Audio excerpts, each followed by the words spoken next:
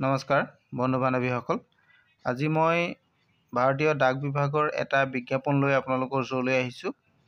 এই ডাক বিভাগৰ বিজ্ঞাপনটো 7 ফেব্ৰুৱাৰী 2025ত প্ৰকাশ কৰিছিল। এইটো আপোনালোকে নিশ্চয় দেখিছে। 7 ফেব্ৰুৱাৰী 2025 গ্ৰামীণ ডাক সেৱক পদৰ কাৰণে প্ৰকাশ কৰিছে। গ্ৰামীণ ডাক সেৱকৰ পদসমূহ পূৰণৰ কাৰণে প্ৰকাশ কৰিছে। ইয়াতে এই গ্ৰামীণ ডাক সেৱকৰ পদৰ লগতে ইয়াতে কেইবাটাও ভাগত ভাগ কৰি দিছে। আপোনাৰ ভাগকেইটা আছে ব্ৰাঞ্চ পোষ্টমাষ্টাৰ আৰু এছিষ্টেণ্ট ব্ৰাঞ্চ পোষ্টমাষ্টাৰ আৰু ডাক সেৱক, এই তিনিটা আছে। এই তিনিটা পদৰ কাৰণে আপোনালোকে আবেদন কৰিব পাৰিব। আবেদন আপোনালোকে অনলাইনত কৰিব পাৰিব। ইয়াৰ কাৰণে আবেদনৰ ষ্টাৰ্টিং ডেটটো মই আপোনালোকক দেখাই দিছোঁ। আবেদনৰ registration and submission online application আৰম্ভ হ'ব আপোনালোকৰ 10 ফেব্ৰুৱাৰীৰ পৰা আৰু ইয়াৰ অন্তিম ডেটটো হ'ব আপোনালোকৰ 3 মাৰ্চলৈকে। অৰ্থাৎ আপোনালোকে 10 তাৰিখৰ পৰা ফেব্ৰুৱাৰী মাহৰ 10 তাৰিখৰ পৰা 30 তাৰিখ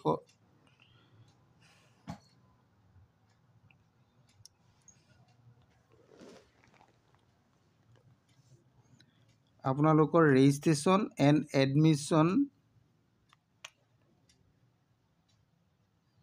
registration and submission of online application আপোনালোকৰ 10 ফেব্ৰুৱাৰীৰ পৰা আৰম্ভ হ'ব আৰু 3 মাৰ্চত শেষ হ'ব। আৰু আপোনালোকৰ ফৰ্মত যদি ফিল আপ কৰোঁতে কিবা ভুল ৰৈ যায় তেনেহ'লে আপোনালোকে তাক আকৌ কাৰেকশ্যন কৰিবলৈ পাব। কাৰেকশ্যনটো আপোনালোকে 6 মাৰ্চৰ পৰা আৰম্ভ কৰিব আৰু 8 মাৰ্চলৈকে আপোনালোকে কৰিব পাৰিব। 6 পৰা 8 মাৰ্চৰ ভিতৰত আপোনালোকে এইখিনি কাম কাৰেকশ্যনৰ কামটো কৰিব পাৰিব। বন্ধু বান্ধৱীসকল, আপোনালোকৰ এই পদকেইটাৰ কাৰণে যিটো আপোনালোকৰ দৰমহা হ'ব, দৰমহাটোৰ বিষয়ে মই আপোনালোকক জনাই দিব বিচাৰিছোঁ। আপোনালোকে চাব পাৰিব, যিটো ব্ৰাঞ্চ মেনেজাৰৰ পদ থাকিব, ব্ৰাঞ্চ মেনেজাৰৰ কাৰণে দৰমহাটো 12,000 টকাৰ পৰা 29,380 টকালৈকে হ'ব। আৰু যিটো এছিষ্টেণ্ট ব্ৰাঞ্চ মেনেজাৰ থাকিব আৰু ডাক সেৱকৰ পদ থাকিব, এইকেইটাৰ কাৰণে দৰমহাটো 10,000 টকাৰ পৰা 24,470 টকা হ'ব। এইটো আপোনালোকৰ দৰমহাটো হ'ব। আৰু এই পদৰ কাৰণে আবেদন কৰিবলৈ হ'লে আপোনালোকৰ বয়সটো মিনিমাম 18 বছৰ হ'ব লাগিব আৰু মেক্সিমাম 40 বছৰ হ'ব লাগিব। আৰু ইয়াতে এজৰ ৰিলেক্সেশ্যন থাকিব, কেটেগৰী ৱাইজৰ ৰিলেক্সেশ্যনখিনিত পাব আপোনালোকে। ইয়াতে এইটো চাৰ্টটো আপোনালোকক মই দেখাই দিছোঁ।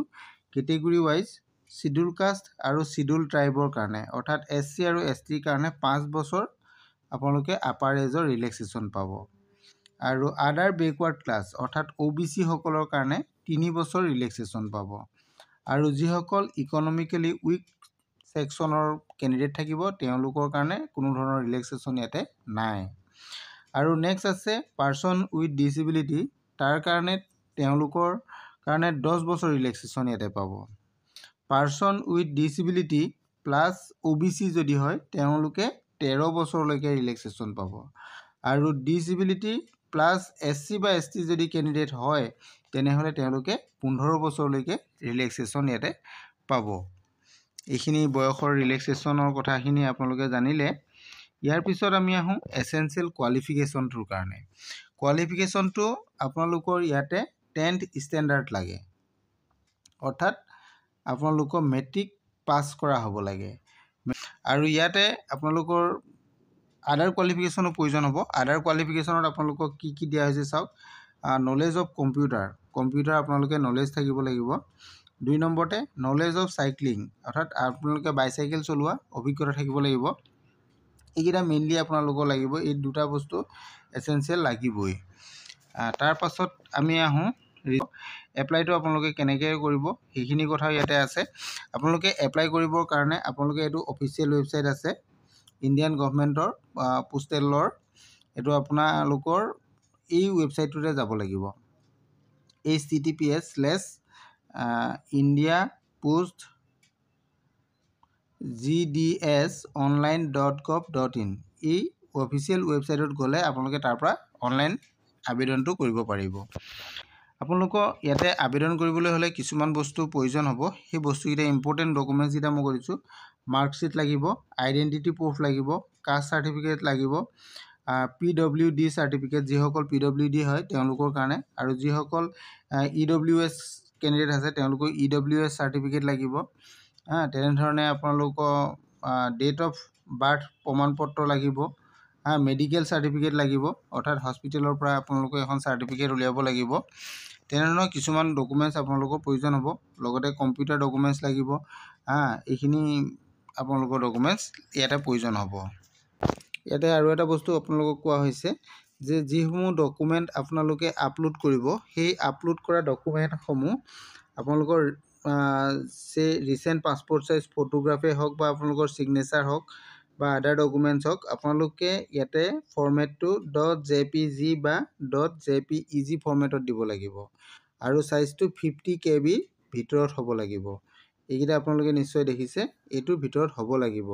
যদি ছিগনেচাৰটো আপোনালোকৰ 20 KB দেখুওৱা হৈছে, 20 KBৰ ওপৰত যদি হয় তেনেহ'লে ছিগনেচাৰটো আপোনালোকৰ একচেপ্ট নকৰিব। চাইজটো 20 KB ভিতৰত হ'ব লাগিব আৰু ফৰ্মেটটো .jpg বা .jpeg ফৰ্মেটত থাকিব লাগিব। আৰু আপোনালোকৰ ইয়াতে এটা বস্তু দিয়া হৈছে, যিসকল আমাৰ অসমৰ কেণ্ডিডেট আছে তেওঁলোকৰ কাৰণে মই কৈছোঁ, তেওঁলোকৰ ইয়াতে লোকেল যিটো লেংগুৱেজ, আছামৰ কেণ্ডিডেটসকলে ইয়াতে আপোনালোকৰ বৰাক ভেলী আৰু বড়োলেণ্ড টিউটৰিয়েল বাদ দি বাকী অসমত আছামিজ লেংগুৱেজটো জনাটো দৰকাৰ। আৰু বাকী যিসকলে বৰাক ভেলীত কৰিব তেওঁলোকৰ কাৰণে বঙালী ভাষা জানিব লাগিব, আৰু যিসকল বড়োলেণ্ড টিউটৰিয়েল কাউন্সিল এৰিয়াৰ ভিতৰত কৰিব তেওঁলোকে বড়ো ভাষা জনাটো প্ৰয়োজন আছে। আজি ইমানেই আছিলে বিজ্ঞাপনটো। আৰু সবিশেষ আপোনালোকৰ ইয়াতে জানিবলগীয়া বহুত কথা আছে, গোটেইখিনি মই এই ভিডিঅ'ৰ জৰিয়তে আপোনালোকক কৈ দিয়াটো সম্ভৱ নহয়, গতিকে বাকীখিনি মোৰ থাকি গৈছে। বাকীখিনি আপোনালোকে জানিবৰ কাৰণে ইয়াৰ যিটো অফিচিয়েল ৱেবছাইট মই আপোনালোকক দেখাইছিলোঁ, সেই অফিচিয়েল ৱেবছাইটত যাব আপোনালোকে। তাতে গ'লে আপোনালোকে এই বিজ্ঞাপনটো পাব আৰু সবিশেষ জানি ল'বও পাৰিব। ইয়াৰ কাৰণে আপোনালোকে মোৰ ভিডিঅ' শেষত কমেণ্ট কৰিব, মই আপোনালোকক ইয়াৰ অফিচিয়েল লিংকটো দিবলৈ চেষ্টা কৰিম। আৰু কিবা জানিবলগীয়া থাকিলে তেতিয়া আপোনালোকে তাৰ পৰা গৈ জানি ল'ব পাৰিব। আজিৰ ভিডিঅ'টো ইমানেই আছিলে। ভিডিঅ'টো যদি ভাল লাগিছে তেনেহ'লে লাইক, কমেণ্ট, শ্বেয়াৰ কৰি দিবলৈ নাপাহৰিব। Thank U.